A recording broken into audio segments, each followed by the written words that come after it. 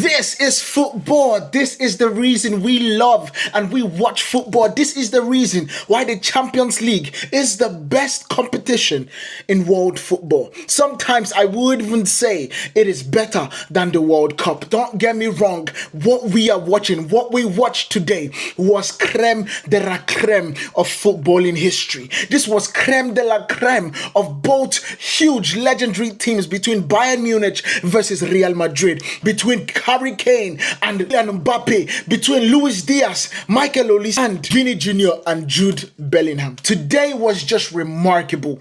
Of course, we also had a second game, but we are not going to talk about that team. Well, not in this video anyway, because it was a ball fest. I believe that team's supporters actually turned their TV to watch this Bayern game because of how good the game was. And in this video, we are going to be going deep into both teams. We are going to be talking about Real Madrid. We are going to be talking about Bayern Munich and their players. We are going to be breaking down what happened in this game, because one thing is for dang sure. This is going to change a lot of things in the summer. This is going to change a lot of things for a lot of players. And I need you guys to keep attention and pay attention to the predictions that I'm going to make in this game, because it just might come to pass.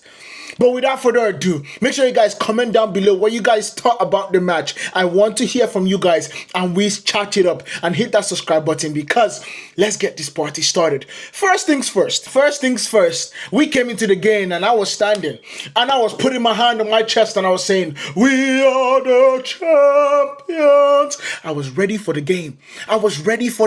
But that is not what I received, because the first minute things started being shaky. 30 seconds into the game, the ball gets to Manuel Neuer. Manuel Neuer tries to do a reverse pass with his left leg, with his left foot, and passes the ball directly to Arda Güler, when he also had somebody right in front of him. He had Kimmich, I believe, right in front of him that he could have passed to, but he wanted to go to Konrad Laimer on the flank.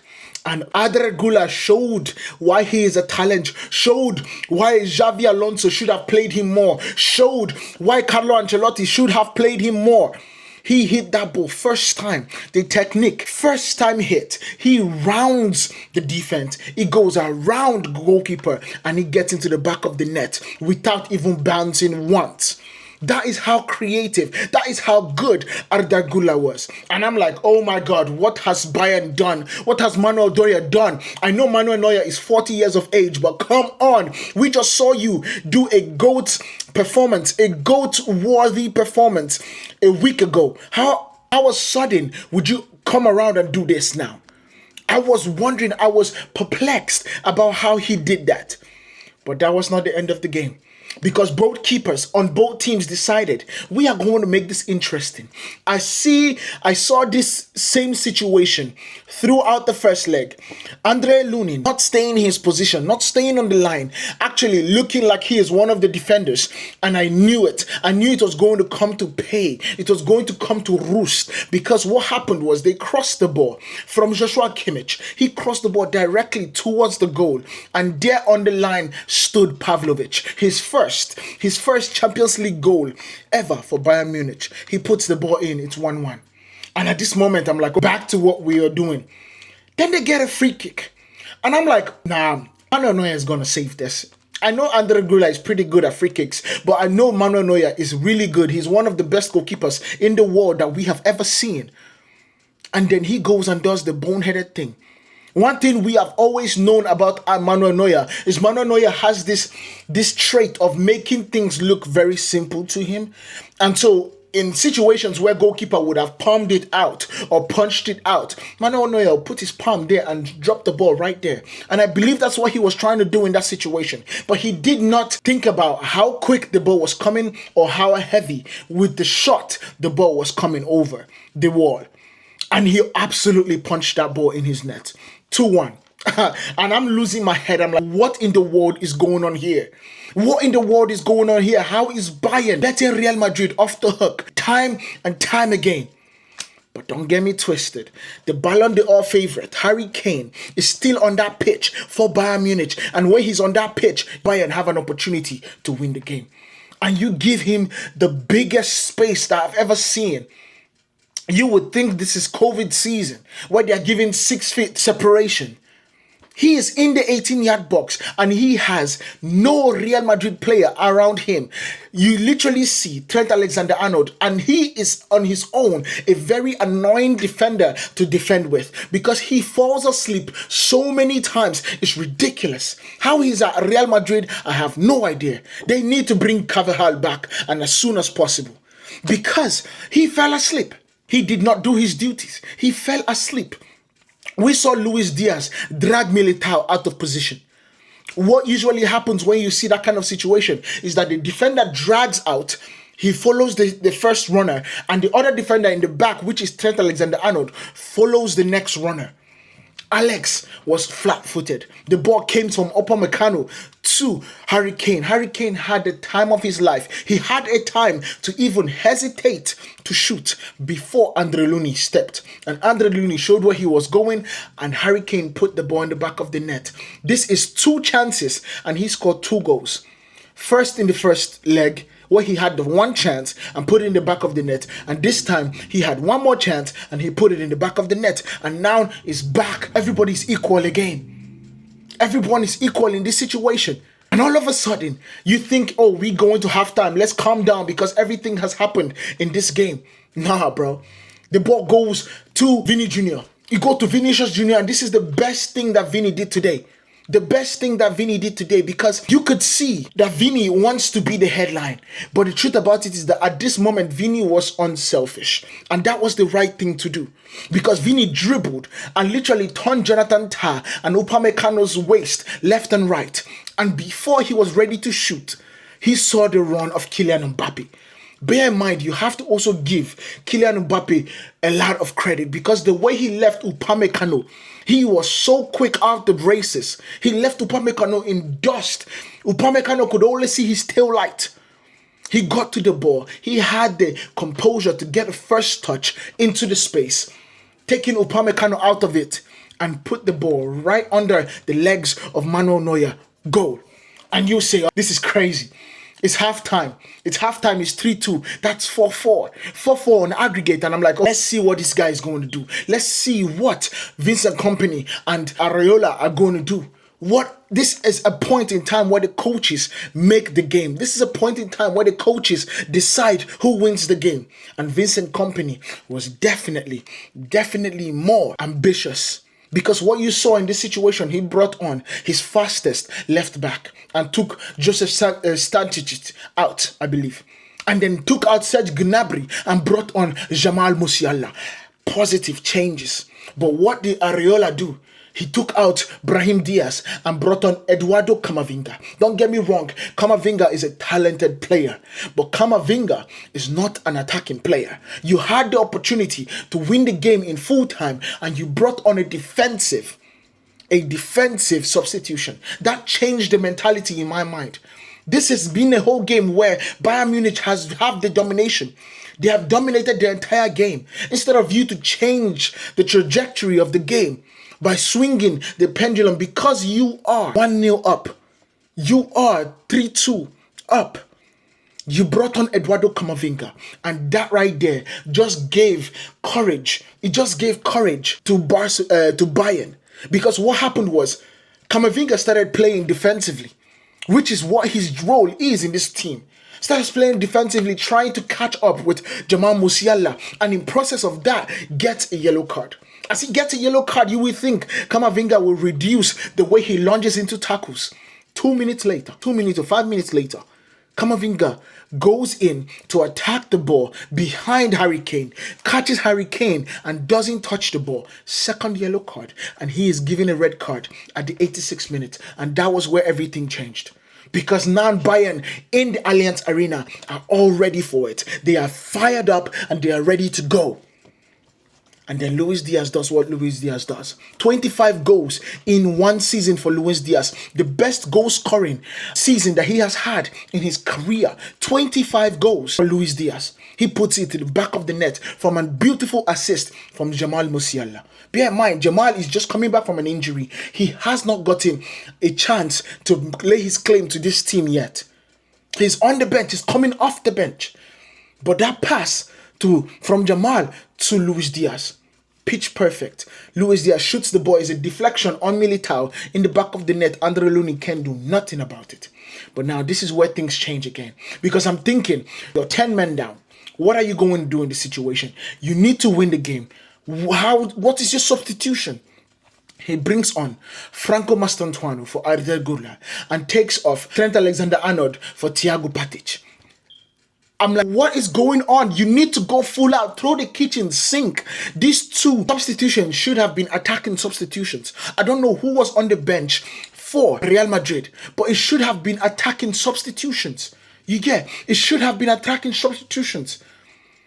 That was the thing that was mind-blowing to me. I could not understand it. You had Gonzalo Garcia on the bench. Put him on. Put him on so you can absolutely attack this team in any way possible. But you didn't. You did not. You let these people go. And all of a sudden, you get the ball to Michael Olise that has been beating his time throughout this game. He grew into the game. He was playing well, but he never got an opportunity because Ferland Mendy did a really good job on Michael Olise. But this is now 10 versus 11. You have people trying to go score, but then you had a huge gap in that space. Bear in mind, this is the 94th minute in the game. 94th minute. Michael Olise could have gone to the corner flag and held the ball there and it would have been game over. But that is not Michael Olise. Michael Olise wants to put the crown on the game. He wants to absolutely take out your scalp. That is what Michael Olise wants to do. And that is what he did. He took the ball. He backed off.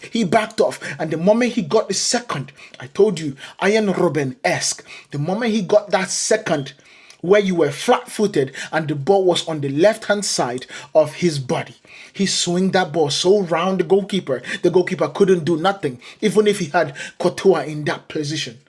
And it was game over. It was game over. And this is where the problem starts. Real Madrid would, instead of fighting on the pitch, you decided to start fighting off the pitch after the game was over. After the game was over, Dani Ceballos got a yellow card. Arda Güler got a yellow card. And in fact, got a red card after that.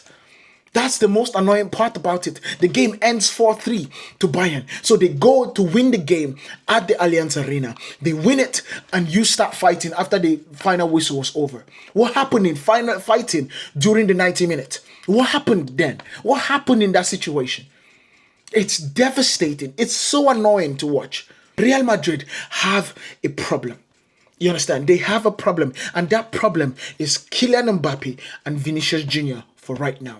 The defense is absolutely trash. Don't get me wrong. They need a revamp of the defense. Trent Alexander-Arnold cannot be the first defender on that right-hand side. He cannot be that. He falls asleep too quickly. And you don't have another Rudiger on that side of the pitch to protect Trent. So it's going to always be a problem. You understand? We know how Arda Güler is talented. And looking at the game, you started with a 4-4-2 kind of situation. And I understood. I was like, Alvaro Arbeloa is going for this game. He's going for it. You see Brahim Diaz, Bellingham, Valverde, Güler, Vinicius Jr. and Mbappe. These are your best attackers. And I knew they were going for it. But the problem was, you can't have two people trying to be the savior at the same time. You cannot have two people trying to be the savior of Real Madrid at the same time. Vinicius Jr. wants to be that, but he's not that. Mbappe is that, but is competing with Vinicius Jr. on doing the same thing. We saw what the likes of Benzema did for Ronaldo when Benzema was there. Benzema is a Ballon d'Or talent. He has best player ability. But he sacrificed for Cristiano Ronaldo, understanding that Cristiano is a better player. And he would take them to the promised land more times than not. What Vini is doing is requesting for more money, requesting for more time, requesting for more fame, requesting for the Ballon d'Or without showing it. I do not understand this. And now we go to Kylian Mbappe. He has so many chances today to put the ball in the back of the net and get this game away from Bayern Munich. And mistakes upon mistakes upon mistakes. I don't understand what is happening to this Real Madrid team. This is the second year. This is 500 days without a trophy for Real Madrid. It's an absurd stat. It's an absurd stat, and you can absolutely You can mark it today that Florentino Perez will not take this lightly. I believe Arbeloa will probably be fired. That's one. Two, I do not feel that Vinicius Jr. is going to get that contract extension that you want. I do not believe that. He is going to choose between Kylian Mbappe and Vini, and it's going to be Kylian.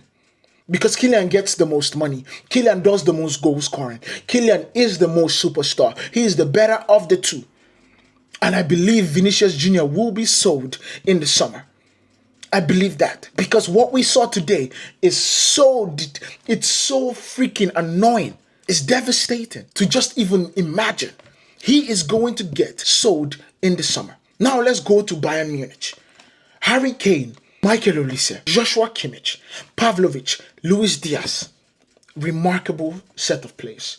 Remarkable set of players. Let me start with Harry Kane. Bear in mind, Harry Kane, leading to this game, leading to this tie, had an injury. He has been nursing an injury, but you can also see what Joshua Kimmich said. He said Harry Kane would rather play with wheelchair than sit out this game. That's to tell you the way he wants to win the Champions League. The ability, because availability is the best ability. He wants to be there for his team, and he was there throughout these 2 legs. Throughout.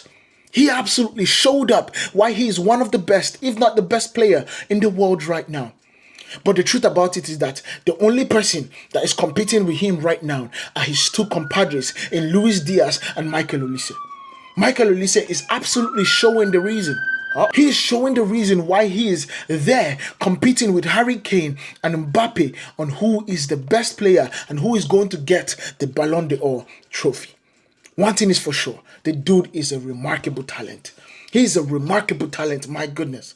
Manchester United should have fought tooth and nail to get this player to the team. And he's only 24 years of age, people. Only 24 years. He joined Bayern Munich in July 2024. And he, right now, as we speak, is sitting on 37 goals. 37 goals for Bayern. In Crystal Palace, he had 16 in 90 games. That was from 2021 to 2024. He had 16 goals. For Bayern Munich, in fairly the same time, 98 games, he has 37.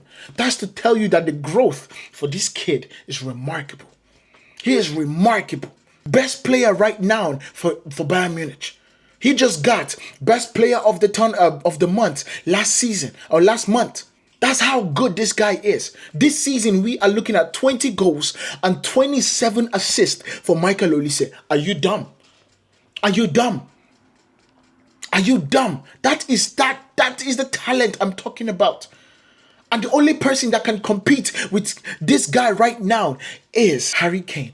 Because he joined Bayern Munich in 2023. In 138 games, Harry Kane has scored 134 goals contribution. That is how crazy it is. That right there is how crazy Harry Kane has been playing for Bayern. In the first season for Bayern, he had 44 goals and 12 assists. Insane. The second season, 2024-2025, he had 38 goals, 11 assists. It's a little bit shaky for his standard because he started 44 and he gave us 38. But then this season, he says, move aside, watch me work. This season, he has 52 goals. Hear what I'm saying? He has 52 goals and 6 assists. This man just said, I'm going to put the ball in the back of the net and you can't do nothing about it. Let me know what you guys think about this down in the comments. I'll see you guys in the next one. Bayern Munich are on their way to face PSG right now as we speak. It is going to be defending champions versus one that is everyone's favorite to win the game. And I believe Bayern Munich is going to do it. I think this is Bayern Munich's year. I think this is Harry Kane's year. I think Harry Kane goes on to win the Ballon d'Or if he wins the Champions League and maybe have a really good World Cup. Say he gets to the finals in the World Cup. It is Bayern Munich, Harry Kane's own to lose. Best player of the award, best player of the team, best player of the year would be Harry Kane if he continues like this. I'll see you guys in the next one. Hit the subscribe button so you do not miss out on anything that we do here on Pillar Sports. I'll see you guys. Peace.